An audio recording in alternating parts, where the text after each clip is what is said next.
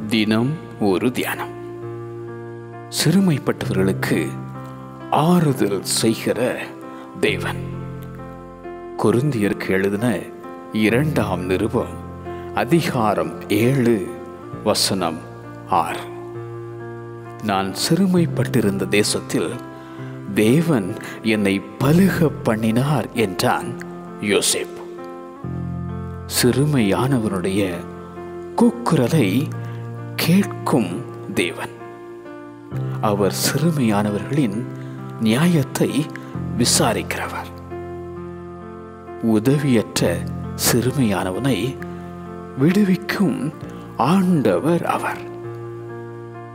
நான் தனித்தவரும் சிறுமைப்படுகிறவருமாயிருக்கிறேன் என ஜெபித்த அந்த தாவீது,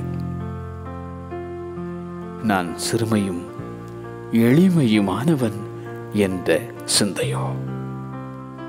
சிறுமைப்படுத்தப்பட்டு உள்ளத்தில் உடைந்தும் போனாயோ? சிறுமைப்பட்டவன் மேல் சிந்தையுள்ள தேவன் உனக்கு சிநேகிதனாக வருவார்.